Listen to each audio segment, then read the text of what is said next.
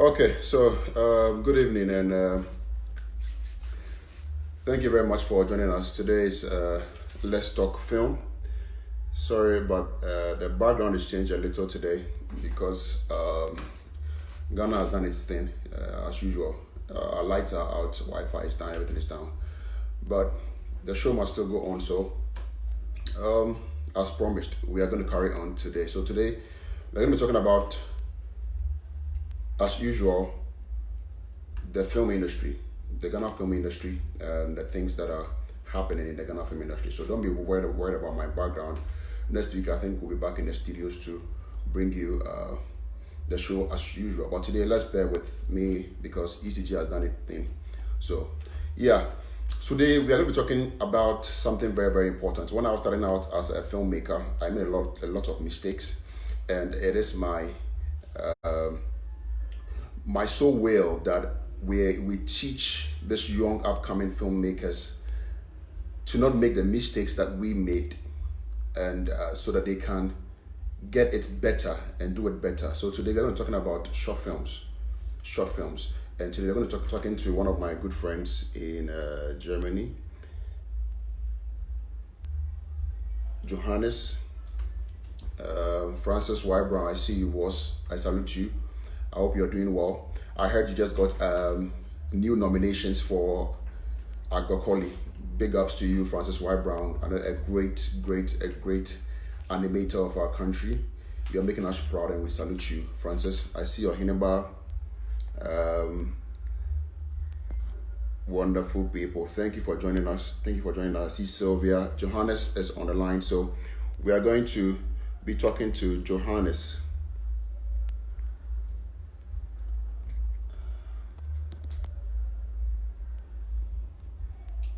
Okay, so Johannes, please send me an invite. Let me add you, and let's just start the conversation.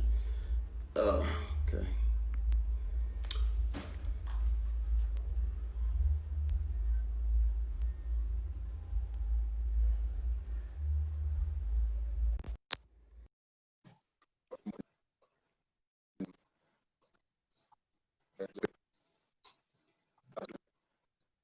Hello? I think 6 to 7 thousand Ghana cedis that I had, and I ended up losing a lot of money just trying to do a feature film with no knowledge, with no skills whatsoever, and so it was very difficult. Hello, Johannes. Yeah, how are you Yeah. You can go 7,000 Ghana cedis. I also want to hear that story. Yeah, so like I was telling my story, so I lost about 7,000 Ghana cedis just trying to do a feature film. So when I started, when I came into film, I heard that there's money in filmmaking, and then Charlie, if you put in some small money, you're going to make some money here and there. And so I gathered my small coins that I had with the knowledge that I was going to just make the feature film, get at least one star into the film, and then at least put out a good production and make some money. Unfortunately, I got disappointed because I had no skills, I had no training or experience whatsoever in producing a feature film. And then I came back and realized that it would have been best if I had tackled it from the grass, from that simple short films, those things, make my errors and stuff like that. And that is why I want to talk to you today, Johannes. And thank you very much for joining us from all the way from Germany. Yeah, thank you too for the invitation. How is Germany?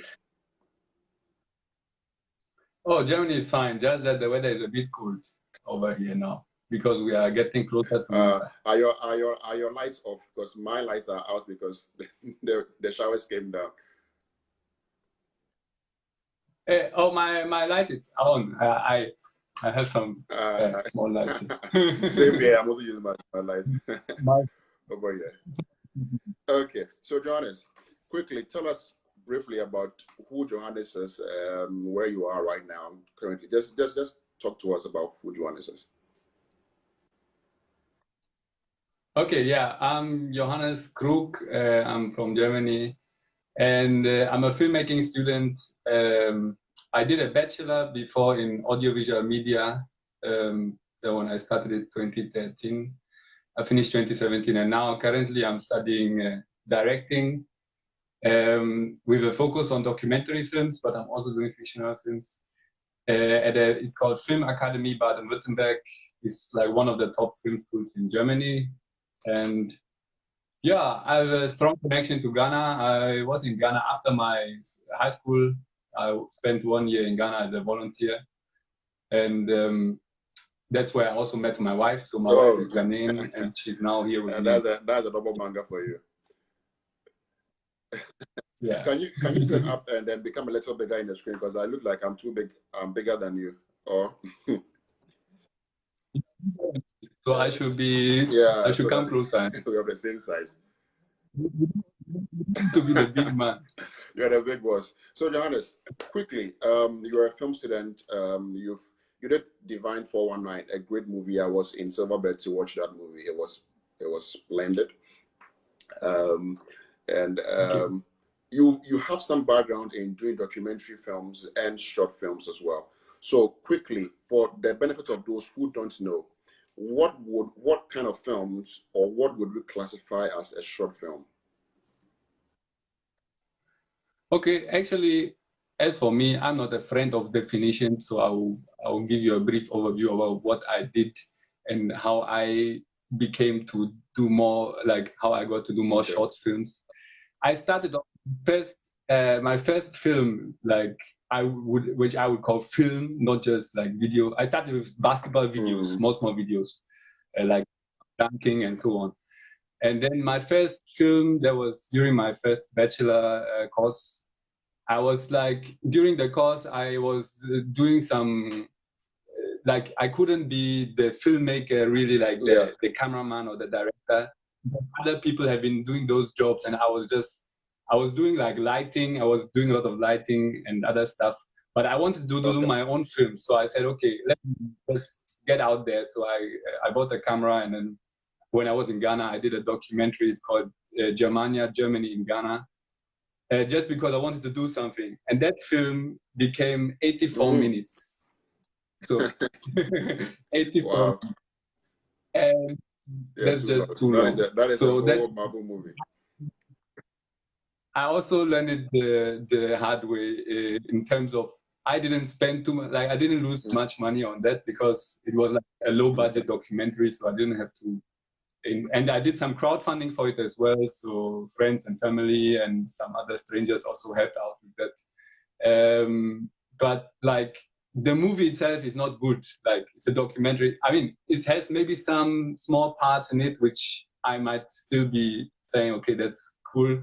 But the overall film just doesn't work like that. It's too long, and it's not there's no sort of direction. No anything, like it's just this and this and this, like it's on German influences in Ghana. So I went to film the cars that are passing, the trotros with the German writing on it and other things, and the colonial history also, but everything just superficial, nothing in depth. So that's when I realized, no, I can't. I shouldn't make an 84 minutes movie again. For now, I have to go back, and from there, all the films I did went shorter and shorter and shorter, and now I'm on the level that I'm getting longer again. Okay. Yeah.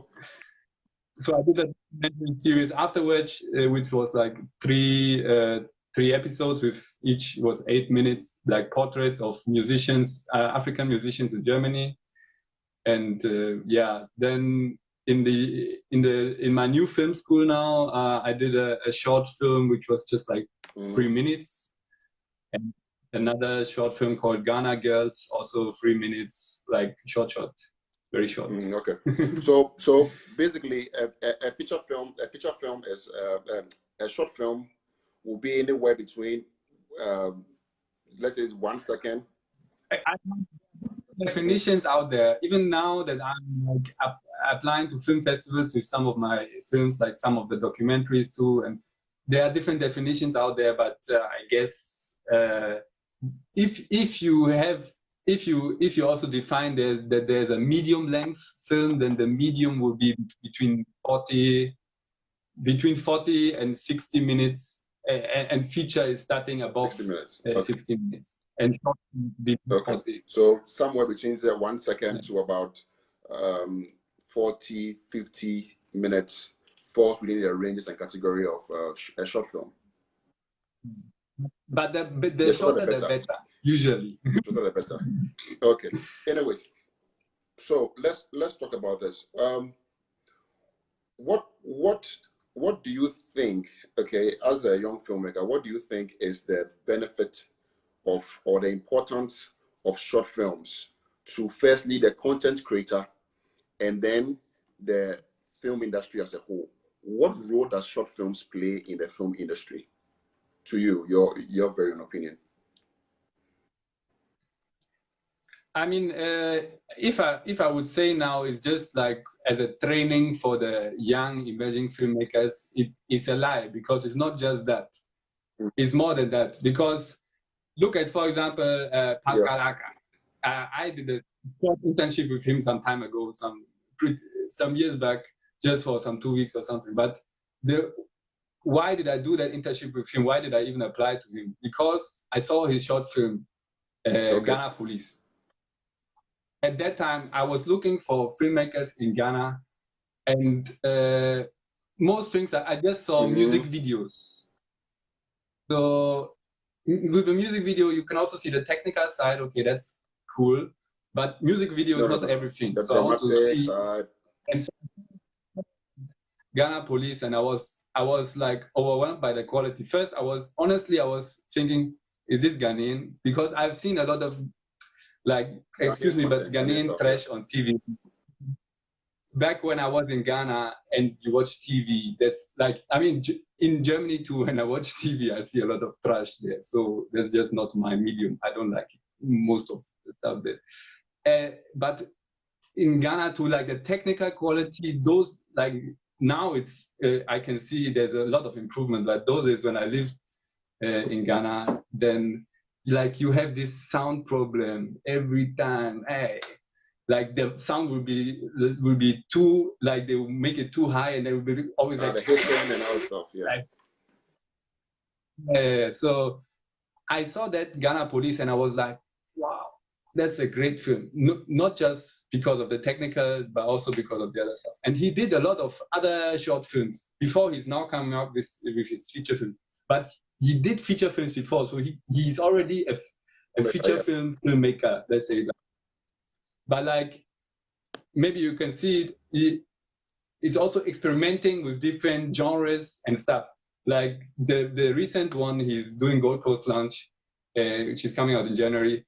The short film he did, Black Rose, was something completely new, like mixing his action film where he's coming from, and with the film noir and stuff, like different genres. Yeah. And me too, I did some film, for example, in university. It's called Ictus. It's an experimental film. So I'm just trying to find my own voice in filmmaking. So filmmakers can like experiment and try different things without like spending the whole time and money on it because some people know if that's really what you want to do for the next 2 years. And if you will do a feature film, definitely you will spend from the beginning, from the idea to the end, you spend 1 to 2 years at least. So Johannes, would you say that experimental short films are more experimental than commercial? Not by force, but they can be, and usually, yeah, most of the time they are, because you can't sell them. Yeah. But usually you have probably more there's sort a of bit of commercial motivation to it as well. As for me, I didn't sell any short film yet, so I can't. But I think it's so. Taking from what you're saying, that it means that for a young emerging filmmaker, it's just more than just giving them an opportunity to experiment, but it also gives them an opportunity to put themselves and their voice out there for people to see. Because, for example, you were attracted by Pascal Waka's Ghana Police, and you were drawn to him, to work with him. He did feature Yeah. films before, but I can't see them online. They are not online. Where Yeah. will I see them? The Ghana police, not just for fun, but like to put it out there. Saw it, but and like other films, or they can be, they can even pave the way for a bigger project. You can use it for if you have a story. I learned even Ramesh J. Bad Luck Joe was based on a short film he did earlier. I think that's what he said once. Yeah, and the same way, like Divine 419, now my short film or pilot episode, if you want to call it that way, depending if we ever do the rest of the series, is a way to put out there, this is what we can do, this is what we want to do, and this is how we do it. So if you like it, come and invest in it, maybe, or to attract funds or whatever. But as for me, I don't know if my own will work out. It'll work. I think Divine 419 it's a great movie, and I think that the young emerging filmmakers out there should really listen to this. So if you're watching us right now, I'm speaking to Johannes. He's the mind behind Divine 419. Share this video to all your Facebook pages. Share it to your groups. Let people hear this conversation. We are talking about short films and its relevance to the film industry. Why are short films relevant to the film industry? And if you're a young emerging filmmaker out there, tell us your experience with short films. How has short films helped you place yourself on the map when it comes to filmmaking, and why, and what short films you are doing right now? Just paste the titles, the Facebook links, whatever. We are going to check them out. Comment, ask questions. If there's any question you want to ask Johannes right now, you can just put the question out there. We will talk to him and then ask him for you. But you're watching, this is Let's Talk Film. Don't be confused. We are still here with Johannes talking about short films. So Johannes, let's go on to talk about, so when you wanted to do Divine 419, for example, if I am a young emerging film actor, I've never tried anything before, yeah? This is my first time. I want to do a short film. Where? Start me from the very scratch. Where do I start from, and where do you anticipate me ending? So from start to finish, what would be the process of production for a short film? Let's say 10 minutes, 15 minutes short film. If you have never done a short film before, I'm a new producer. I'm a young film guy. I think the first thing is the mindset, because I myself, back in the days when I didn't do anything, then you have a lack of self-confidence. Either you have the lack of self-confidence, or you are always saying, I have the passion for the work, I have the passion for the work, but you didn't do it. You can't tell me you have passion for the work and you didn't do anything. Nothing to prove. Go, even if it's not a short film, because the short film should be maybe not the first thing you do. You should go out and do something like, I don't know, some YouTube video. Yeah, anything, just to get things going. And then when you get things going and then you have a great idea for the short film, then you first have to put it on paper. Yeah, that's very important. So your storyline, your storyline for your paper, right? Yeah. But I myself, I'm a bit lazy when it comes to those things too. Like, I'm unorganized, so it takes some time before it will be on paper. And the worst thing is if you always just think about it and you never do it, because is the most important thing about this. No, you can think about it for 5 years. You have the nicest idea for a short film. You think, oh, this will be the greatest short film. But if you never do something, you will never do it. So yeah. So like sometimes I also don't do anything so that's why it's good for me personally, for my working style, that I'm in film school, for example, where I know I have to do a project this semester. Okay, I have a deadline. This is the deadline. I have to submit the idea to the lecturer so that he also give me feedback on it. And then, yeah. but I mean, you can do all that at home too, but just that you have to be self-disciplined. So the mindset is the first thing. So and then you put it on paper, as in your storyline, and then to your script, right? Yeah. And try to get feedback, but don't try to get too much feedback or from the wrong people. Like, it's good to get feedback from different people and know how they like your idea, or like what they maybe can contribute. Even if you have already thoughts of, okay, a team, if you already have somebody who's saying, okay, maybe this could be my camera guy, speak to him when you are developing the process, the story, because filmmaking is teamwork, and it should start from the early stage, so that they can already influence the story when you are still writing it. Doesn't mean you have to, when they say something critical and you don't like what they are saying, you don't have to do it the way they do it, because you are still the writer director, so you can still do it the way you want to do it. But at least you can take it into consideration, and then go and get a team and start shooting. But I mean, it's not easy like that, especially not in Ghana, when even the equipment struggle is even higher than maybe in Germany. But here too is not so, it hasn't been so easy. I mean, you have to start with something, and then continuously you work on getting better equipment, or more things that you can add to the production value. You don't have to start with high production value. You don't have to start your first film with buying lighting stuff. Well, why should you buy lighting? Go out and do available lighting film. Divine 419 was 99% available light. We didn't add any like big lights or anything like that. We have one small light that we added in some scenes, but just very decent, and not really, it was not really so necessary. Sometimes a good lighting also depends on your location scouting. So location scouting is also one major thing.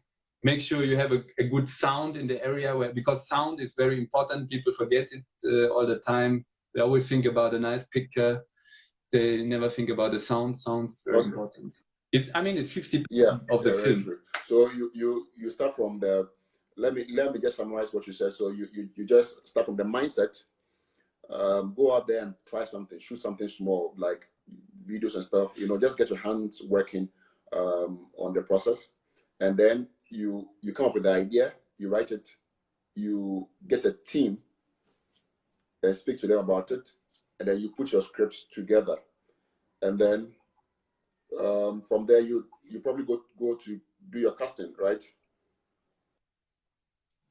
Yeah, I mean, as for the casting, I don't have, me too, I'm an emerging filmmaker. So if I speak to the emerging filmmakers now, just see that I'm also an emerging filmmaker. I don't, in Germany, we have a proverb, we say, or not a proverb, a saying that like, somebody ate the wisdom with the spoons. It's like kind of an insulting for somebody who knows it all. I'm not going to eat the wisdom with the spoons. I'm also still learning. So the casting process, I can't tell you the best way how to do it, because in my life I did one casting for my films. I did more films, but I did one casting, because the other films, it was for your first short film, probably you won't do a real casting, because you have the money, you will not have the means. You have to find actors who are willing to work for you, or who project. Sure. So usually you ask maybe friends or family that you know already. They are a bit talented, and you can direct to make the film work. Don't look for professional actors and stuff. Cut down your budget. Short film, no, that's too much. Now the first casting I did was for Divine 419, but Divine 419 was not my first short film. But like, if I say maybe my first real together production short film. Yeah, and that one, it it like I was also just looking for actors and actresses, and during the film festival last year, Black Star International Film Festival, I talked to a lot of people, and I also wrote people on Facebook and so on. And then if I have the if I see them and maybe I see some picture or some video of them, then I invite them to the casting if I think they might fit a role. And I see a lot of Ghanaian castings. They are like, we are looking for people from the age of 20 to 40, men from the age of 20 to 40, and then come to this time to this audition. And then I'm thinking, okay, then 100 people will go there completely unprepared and go there then before they maybe have a look at the script or something. So I did it differently because in general we do it. Okay, so now let's talk about Divine 419 now, so that you can walk me through all the processes of how you did Divine 419. Yeah, I want to know. Then you came to Ghana, your casting, your method, what you think, because right now I'm picking from you that there is something wrong with our methods of auditioning in Ghana a little. I don't know if it's wrong. If it works out for you guys, it's cool. But I mean, I've just been seeing the audition posters on Facebook, and then I'm thinking to myself, if I would be an actor, how would I feel going to this casting? With no knowledge, nothing. With no information about the characters and nothing. So I did it differently. Like first I do the general poster saying, okay, whoever is interested, who should write me an email. Then I can also see if you are serious before I invite you to my casting. I will not tell everybody the place and the time where they should. Then people will come who waste my time, who waste their time, who waste everybody's time. And if you are able to write me an email, send me 1 or 2 pictures of you and maybe write something small about you. If you already have a show reel, send me your show reel. If not, okay, I'm also okay if I see your picture and I see, okay, maybe you fit the role visually, I can still invite you to the casting. And then I invited the people to the casting, and I told them, here, I can see you in the role of please audition for this role, and maybe in addition also audition for this role, because I can maybe in both roles, and try to prepare scene number 16, and I'll send them the script. People in Ghana always okay, I don't want to send my script out, and so they are afraid somebody will steal their storyline or script. Because I've always been against the method of auditioning in Ghana, especially. Just like you're saying, people come to audition non-prepared, don't have a script, no monologue, nothing. They sit down there 4, 5, 6 hours, waste the time of the content creator, the producer, and the time of the actors themselves. And so I very much agree with you, and I think that is something that all emerging actors should take key from. Just like Johannes did, I think it's very smart. You find people who you think fit the role, give them their portion of the script, let them rehearse, direct them to audition for this role, that role. In that way, when you go sit down and they come in for the auditioning, it's swift, it's fast, it's direct, and you don't waste your time, you don't waste their time. Thank you very much for that point. So let's carry on with your audition. So after audition, what happened to Divine 419? Oh, after audition, I mean, we did like location scouting and things. Yeah, as I said already, location scouting, also look out for places that will be good for lighting. Then you can also do natural lighting, so you don't have to, Ghana, I mean, these days is better, but back in the days, the light off tool was a very big problem. It's still a problem though, but back in the days where every second day. The light just came in. Yeah, okay. Yeah, so even if you do lighting and you have lights, you will still be in trouble because you have to go and buy generator. So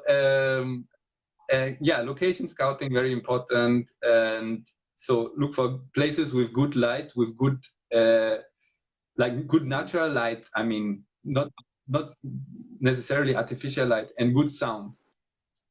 And that's, I mean, I don't want to use this video to rant too much about the Ghanaian films. Some of the Ghanaian films I've been watching, not all, definitely. And I don't really watch many Ghanaian films because the ones I would like to watch, I don't have the chance to watch them because they are not available. But yeah, location. One word about location. Don't just let everything play in a big, rich house. Too inside much the rooms. It's too boring. much luxury. It's getting boring. I mean, who wants to see this big mansion inside the big sofa, the couches? Like, it's Boring. So I don't know. And the sound is some way big. So I mean, we went Divine 419. I mean, it also depends on your topic, but that's also something I see many Ghanaian films were about rich people, always about a man cheating on a woman, and or the other way around, and then something like that. But Ghana has a lot of stories to tell. Definitely, yeah, you have a lot of stories to tell, and people have been telling it, but like still the majority is still that the rich family, the rich side. man marry a daughter that doesn't want to agree. Though it doesn't always have to be about the poor. That's also one thing my wife always told me, also when we were shooting Divine 419. Not just my wife, other people too. Then why don't we go let's go and shoot at that nice house. Oh, this is a nice place. And I said, okay, this film is about hustlers. It's called Hawker's Hustle. So I want to show the hustling, and location is a very big part of it. So let's go to where the hustling happens. Let's go to the roadside. Let's go to the ghetto. And doesn't mean, you see, that's also one thing, because I'm a German too. I have to watch myself, because I'm always criticizing the German films who are just going to Africa to portray the poverty and stuff like that. A really bad thing to do. But Divine 419 is a series, so don't worry. They are going to get rich. Then we show them what Africa has to offer in thought of richness too. But we start with the hustle. So, but we have to go to the ghetto. So after a casting, for Divine 419, you said you've told us how you got the characters. You sent them, you messaged them Facebook, you spoke to them, you sent them some, all of this method that you are talking about. After getting them and listing your final cast, now it was turned to productions. How did you come by how was the process? Your equipment, your production days, the number of production days, the number of crew members you used. What went into Divine 419? Okay, I am a big fan of small teams, not huge teams. So I'm trying to keep the number low, because I feel intimate to work with small teams, and also it's less costly because you don't have to keep. We had 9 days of shooting, and the team was quite small, so we have a cameraman. 9 days. Some days How many days? 9 days. For a short film. 9 days. 35 minutes. That is somebody's a full feature film in Ghana. Somebody will use as less than 7 days. That's why the film that it was shot in 9 days. You will see that it was shot in 9 days. Trust me, Johannes. Some people, I know producers in Ghana, or even myself, some of us, if you're going to shoot a short film, it's either a 1 day or a 2 day shoot. We don't go beyond 1, 2, or 3 days. 9 days for a short film. That's not the problem. Then it should be short. Then it should be very short, because, like, if you want variety of locations and going deep into the scenes, I know it's also a money issue. You can't like you said earlier, it's like the cost of equipment, the cost of production is very expensive to produce in Ghana. So as for the equipment, I have my own equipment. Like I'm also, beside my studies, I'm working as a cameraman, a camera assistant, and so on. So I already like work my way to have some basic equipment myself, like camera, sound, and some small light and stuff. So that one was not such a huge problem. But I mean, sure, if you have a number of people on set, like, even though we have a small team, but sometimes we also have, like, we will have between 10 and 20 people on set. So you have to make sure, even though Divine for One Eye was a no budget project, I call it no budget project, but it is not no budget project. And you will tell me again, if I tell you the budget for the project, you will tell me in Ghana they shoot feature films with it.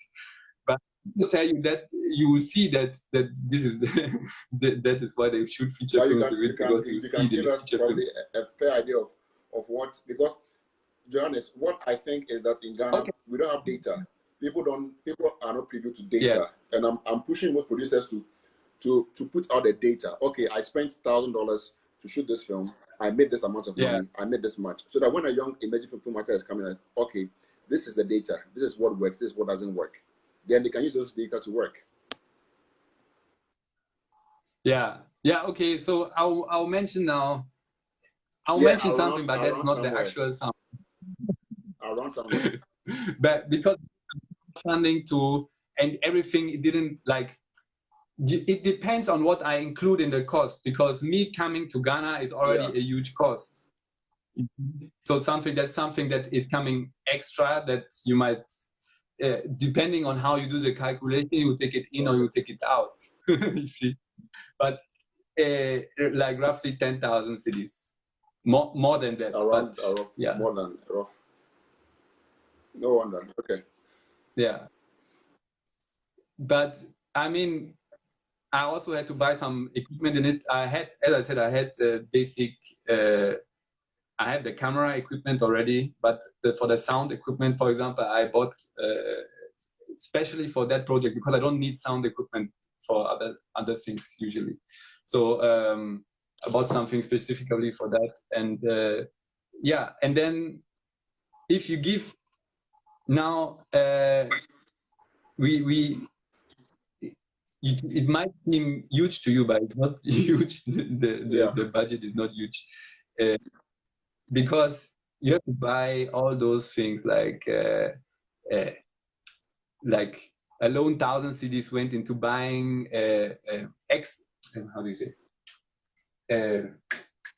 like costumes and stuff like that. Like we have, for example, we can't borrow the speaker from anyone, so we have to buy the speaker, stuff like that. And then transportation for everybody to come to the set, even though that one too I pay very few, because I don't have the money. I don't have more money than that, so very few, just 20 CDs. But if you pay 20 CDs per person for 15 people for 10 days, sum it up and you have your 2,000, 3,000 CDs already. Like, you understand my and the food and everything, like, so it's going. So it costs money. It's not a no budget film like you normally say. It costs money. But anyways, this is not for the first time film, like for the one who wants to do his first short film. That one, go to your neighborhood, use your family as who are already there. You use them as casts. Then they will eat in the house. No matter what, they will eat what they always eat. You don't bring them to crazy locations or whatever. Try and find a story in the means you have. That's what I would like, because if like, oh, I can't get that budget. Me too. I didn't get that budget for my first film, and that's not a huge budget if you compare it to real films in Germany. A real. This is a pilot episode of a series. If you really could shoot a series, you not start to shoot a series with less than 50,000 euros for each episode. That's even too few. 100,000 at least per episode, at least. A normal cinema film, which goes to the cinema in Germany, probably costs around 1 million euros. Wow. Yeah, so it's it's not small. So if you then have your 2,000 euros compared to your 1, you are. That's why I call it no budget. It's no budget compared to how it's supposed to be. But I mean, we are all beginning. So I can't start with something like that. You have to work your way up. To get those. One thing that you said very much, which you said that start wherever that you are, from the smallest of ways, smallest of location. Just find a small story. Just go do something. Go shoot it out there. Put it out there so that it can give you a voice in the industry. So let's talk with Divine 419 as of now. After shooting Divine 419, what are some of the acknowledgements you've gotten? What are some of the opportunities it has gotten you? What has shooting Divine 419 done for you as an emerging filmmaker?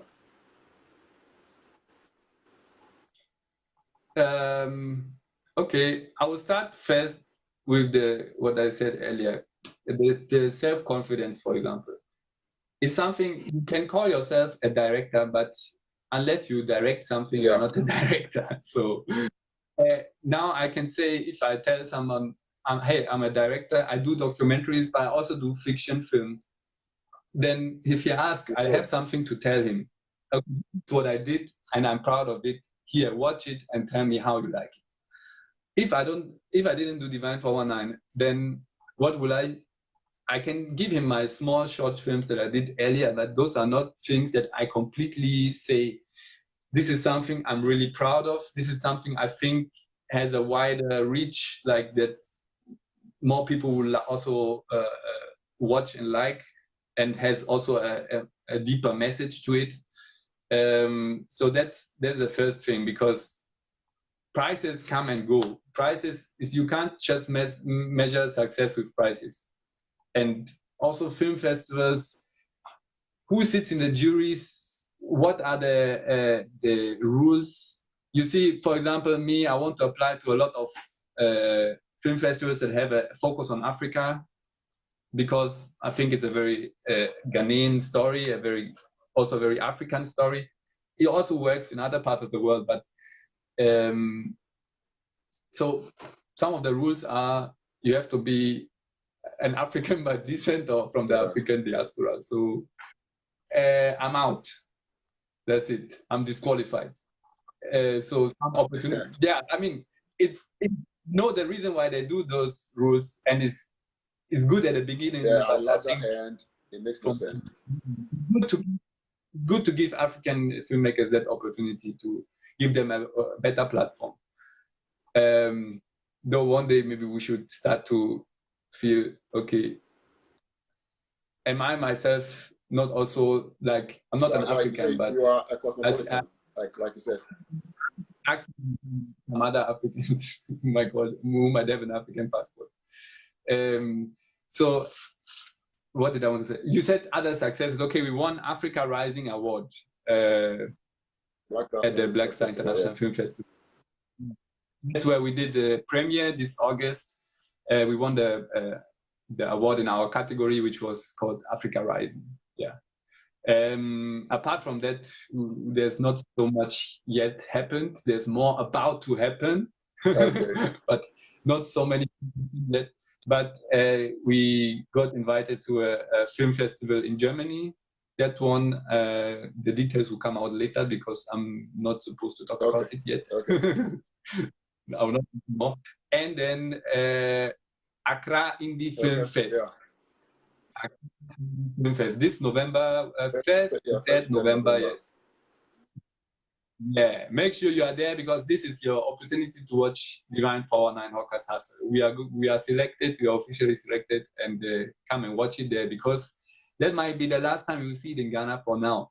Because I don't know, there are not so many film festivals in Ghana, actually. Yeah, there are few emerging, still few emerging ones, and it's whichever, send them to me so that we can submit so more people will see the film. But like for now, I think we did BISIF. We are now going to Accra Indie Film Fest. So we also were at no, I forgot the name. The one at Legon. Ben Pali. We were selected because we already promised to have the premiere at BISIF. We couldn't do both because it would have been head. So we already communicated it as to be the premiere, the official premiere at BISIF. So we couldn't do the Ben Pali one, even though we were selected. Yeah. Okay, that's great. As I said, the acknowledgements or like they are yet about to come. Hopefully, nobody knows. And I'm going to apply for more festivals. But you see, this is also a very, very expensive issue. The film festival submissions. Because many charge, and it's like gambling because you don't know if you are going to be. So it's more or less like going to the lottery. For the Black Star International Film Festival, I knew the chances are more than the lottery, so that one I was okay with spending something on the fee, even though I would have preferred not to. But And Accra Indie Film Fest, the submission is free. So to all emerging filmmakers, go and submit next year, because this year you miss it. But this year, go and watch it and then make your own films and submit it next year, because this is your platform. Thank you there. So so far, I think Divine 419 is doing very well. Like I said, I was in Silverbird to watch the premiere of Divine 419, and I think it was a very, very great piece. And from the angle where you took the story from, and the issue that you were trying to tackle was very, very, very, very, very, very keen, and that was a very smart one to tackle that message. And so I believe Divine 419 would do well in the various film festivals yet to come. And so so Johannes, what is next for you? Before that, quick one. Sorry, if you're watching us, this is Let's Talk Film. Quickly, kindly share the link to your group, to your pages. We are talking to Johannes, the brain behind Divine 419, the producer of Divine 419. We're talking to him about short films, the relevance of short films in our film industry, why the need for young emerging filmmakers to do more short films than just try and rush and jump into making of a feature film or a TV series or whatever that is out there. So, Johannes, what is next for you? After Divine 419, what is next? What do we expect from you? Okay. That's interesting because a lot of people ask me, but I thought, as I said, I'm still in school, so I have my school projects which I'm doing. Divine 419 was like a holiday project. Like I wrote it in a script course during the film school, but I shot it and edited it entirely like without the film school. Like it was not part of the program. So that's why it also took more time. Like usually it wouldn't take me 1 year to edit a 30 minutes film, but to finish the post-production for it. But because I did 2 more films during that, I did a documentary about a hunter in the home of my mother. Some valley in Germany, and then I did a documentary too, which is also showing at Accra Indie Film Fest. It's called Vorlage ist in Kuba. That's about a youth camp, a Catholic youth camp, actually, where I used to be as a child and as a young adult. And it's about a racist song that is being sung in the youth camp, like at the fire. So I went back to that youth camp. I actually planned to do a completely different movie. I wanted to do a fictional short film. in the youth camp, like with the real people, but like I wanted to add actors to make some story in the camp. But it all didn't work out that way, and I ended up doing a documentary about this song because I didn't know they are still singing the song. I thought they have developed and stopped singing that racist song. So now that I realize they are still singing it, I like started a discussion with them about why is it that the song is still being sung and stuff like that. So that's also going to show at Accra Indie Film Fest. And now I'm going to have a bigger project coming up, because now the phase of my film school where we are doing small projects like short films is over. So we are going to do like, yeah, probably feature length. It doesn't have to be feature length, but it can be up to feature length films. And I'm planning on a documentary, yeah, which I can't say too much about it yet, because I don't I can't spoil too much about it yet. But it's a documentary we're going to play in Germany, but probably having a connection to Ghana. Okay. Yeah. All right. It has been a very educative time talking to you. I think the viewers have learned a lot, and there are a lot of comments coming in. Let me read one from Nash. Nash says that this is so great. I really agree with what he is saying. It all makes sense, and we have to learn from this. I also really agree, especially with the auditioning part, and then as a young filmmaker trying to use short films as a platform to put yourself out there and to create a voice for yourself. I think this guy is an Indian. I want to mention your name, but I don't want to mess up your name. So he says, I think the surname is Kulafi. He says, "Hey, Johnny." That's your friend. That's my friend.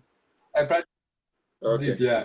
Great to see you live. Would love to see your film from India too.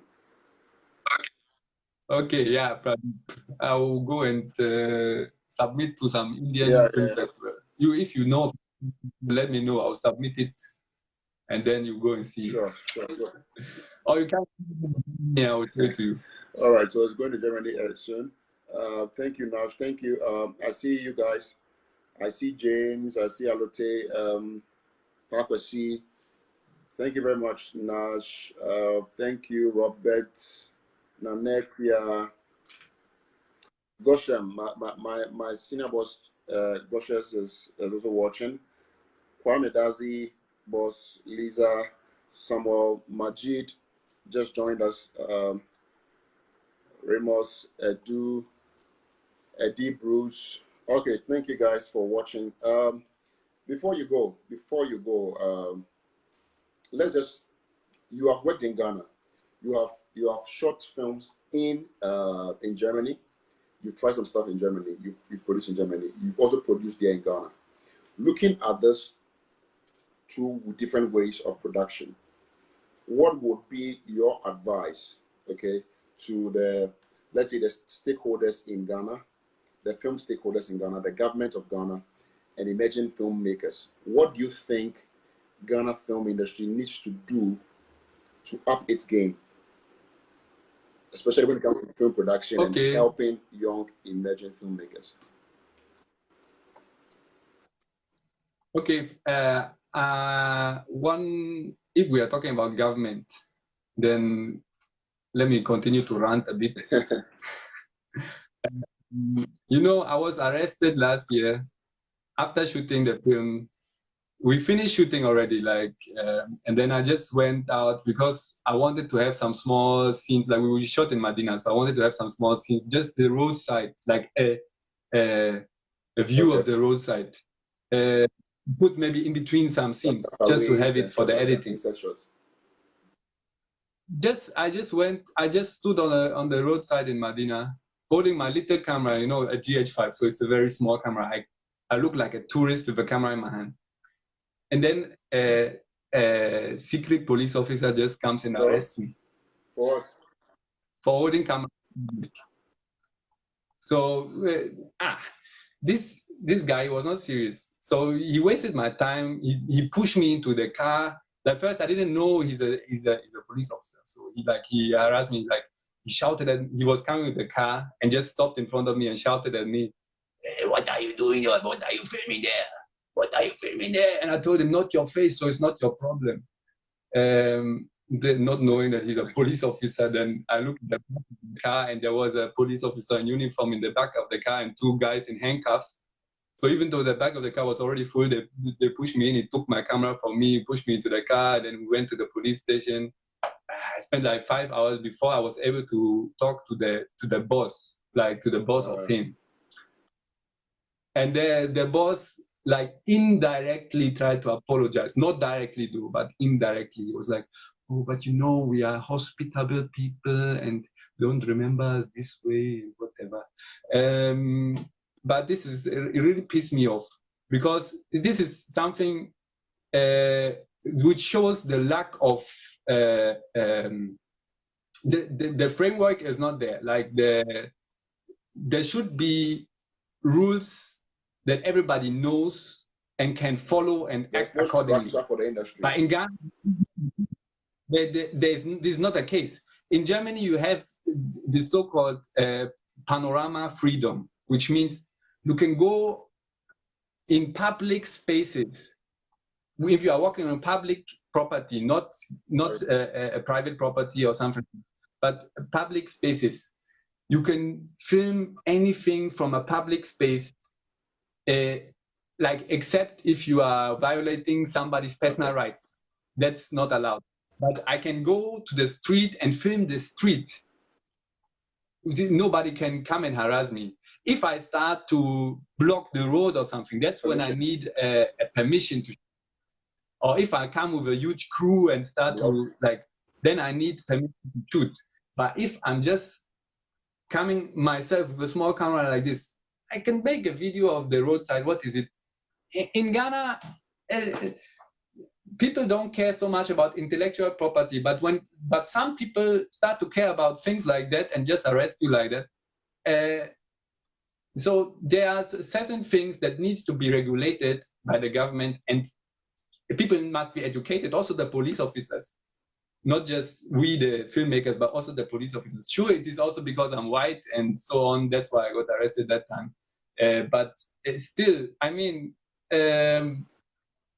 I also, for example, my first film is called Germania, Germany in Ghana. It's on YouTube. I put it out on YouTube for people to see, but I didn't put it out on YouTube and said it is how do you say, Creative Commons or something like that. It's a property for everybody to go and show on the TV stations.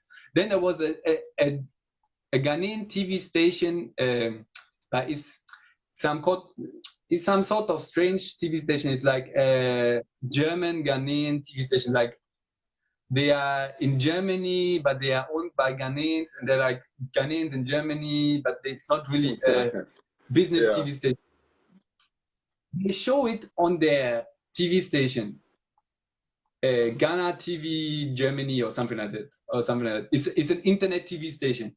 But a friend of my wife has it on his TV, has it installed on his TV, and saw her face there because she was featured in that documentary. And he sent it to us, and I was like, "Huh?" Then we investigated and we find out they are showing my film that I put on YouTube.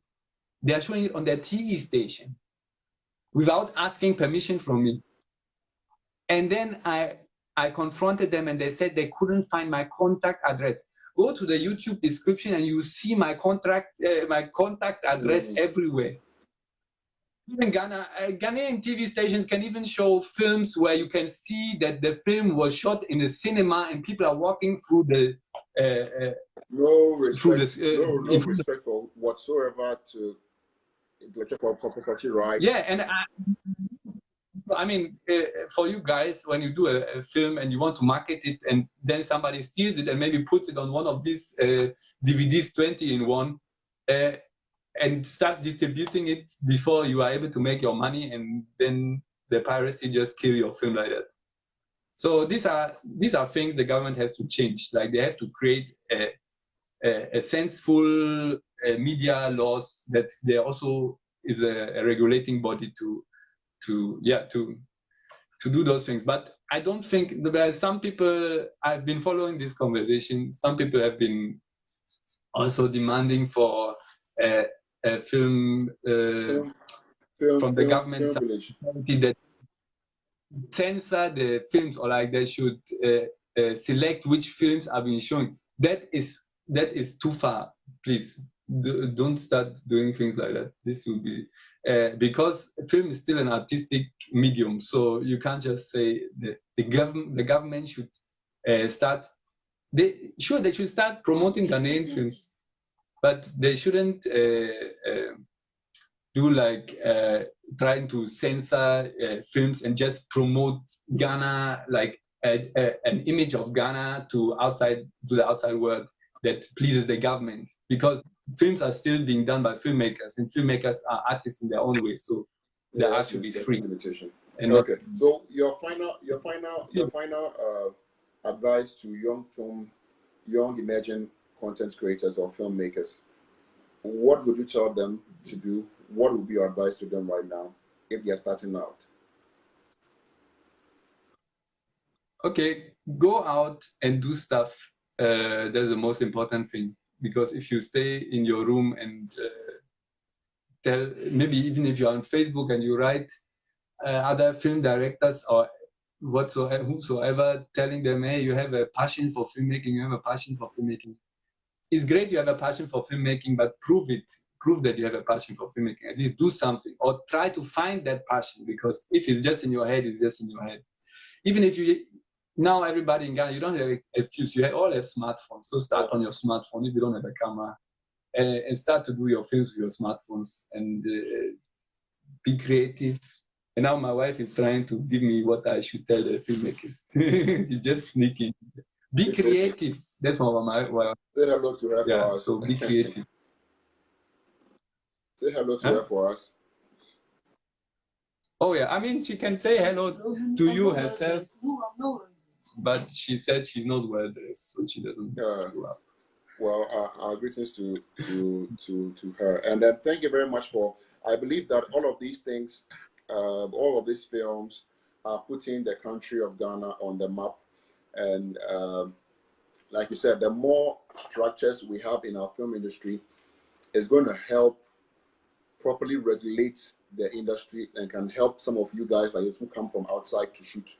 Because when you came in here, you created employment, you help people gain experience, you create a platform. People can now say, okay, I was in Divine 419. You know, actors can use it as a referral tool, you know, to get further jobs. So it's important for you also promote the international collaborations in our production consistently, and it's very, very, very, very good. And we really, really appreciate you for choosing Ghana and for coming down here to work with us. And we foresee further and bigger collaborations, more fruitful, more big budget production coming on very soon by the grace of God. And I know that you're going to continue Divine 419 because it's a great story, it's a great storyline. And we want to see more of the part, this episode 2, episode 3, whatever you want to call it. We believe that the next side of it will be great. So keep up with the good work, and then thank you very much for talking to us today. Okay, thank you very much for giving me this opportunity. And I also want to thank my whole cast and crew from Divine 419. And okay, my wife also wrote a card for me. Thank your cast again, because no money was involved. I just said it. I said it even without your card. Yeah. So even you see, I mentioned the budget, which I still call no budget. So you should be Divine 419 was done without paying anybody. I myself, I mean, I'm also in debt. Like, I have to pay myself too. I also didn't get paid. Nobody got paid. But we did it for the love of film. But if we continue, we want to get paid. So that means we have to make it bigger. So thank you, everybody, and thank you very much. It was an honor to be here. Yeah, especially because I feel like an expert now, even though I'm not any expert. Well, I think the emerging filmmakers would appreciate your contribution very Thank you. very much. I also appreciate your platform, how you are pushing the industry with your talk series here and with other initiatives. And I hope, yeah, you guys will pave the way for the next generation. Thank you very much. Thank you very much, Johannes. Yeah. Thank you very much. Thank you. Thank you. So, guys, that was Johannes. And I'll put the links in the description of the trailer of Divine 419 and some other that I did previously. If you are interested, you can go and watch. His links will be in the comments. Go watch on. It's not on YouTube yet. No, but the trailer. Okay, so you get a trailer, and then look out for it on Accra Indie Film Fest. Don't miss it. Go watch Divine 419. Other film festivals are coming. For the guy in India, he's going to get it to you very very soon. He's going to try and come to India and premiere it there as well. So, Johannes, thank you very much. Okay. Thank you too. Bye bye. Bye bye. Okay, so that was Johannes. Thank you very much for watching today. Unfortunately, today we're not at our usual set because our lights went out, so we had to make do and get creatives and move somewhere to just bring you the show. Next week, hopefully, we'll be on our regular set to bring you the show. That was Johannes, and I think that you will bear with me that he made some very, very important points. The first one I take from him is the fact of the way that we do our auditions. I've always had a problem with the way we do auditions in Ghana. They put up flyers and then they call out and say we will look for people between 5 to 100 come for audition. People come and sit down, write their names and stuff like that. Waste a whole day, sometimes 2-3 days trying to do auditions. Johannes gave us a very simple way of just trying to be direct, more specific, which will not waste your time. And so, as an emerging filmmaker, I urge that you go out there and shoot. Go out there and shoot. It doesn't have to be 1 hour. It doesn't have to be 40 minutes. It doesn't have to be 35 minutes. Even if it's just 1 minute. I recently read on the research that almost about 200,000 short films are being created in the world every year. Almost 200,000. And so find yourself, and there was this one guy who decided that every month they were going to produce, he was going to produce a short film. Every month he was going to produce a short film. And then there was another guy I also read on research that tried to do every week. So even if you're a young filmmaker out there, take it upon yourself. Okay, every month I'm going to release one short film. Every month I'll release one short film. By the time the year ends, you have almost about 12 short films to your credit. Your confidence is boosted, your experience, your network, and then your skills as well. So it's just not for experimental, but it goes a long way to help you as an emerging filmmaker. And don't give up. Always shoot. That is the only trick to winning in this industry. Shoot. Don't give up. Your breakthrough, or what I call your work through. I don't like saying breakthrough. I like to say work through. That moment will happen for you when you don't give up. So thank you very much for watching us today. We were supposed to talk to some few people, some few experts, but like I said, the lights messed up a little today, and we had to make do with what we can. We are not on our sets today. So thank you very much for watching. Next week we will bring you another interesting topic, and like we said, keep shooting. Don't stop shooting. Keep shooting. Find a camera, find your phone. Just keep making short films any way, anyhow possible. Just keep shooting. Not just keep shooting, but whatever story that you have, just go out there and shoot it. Don't give up. With time, your work would pay off. Your work will pay off.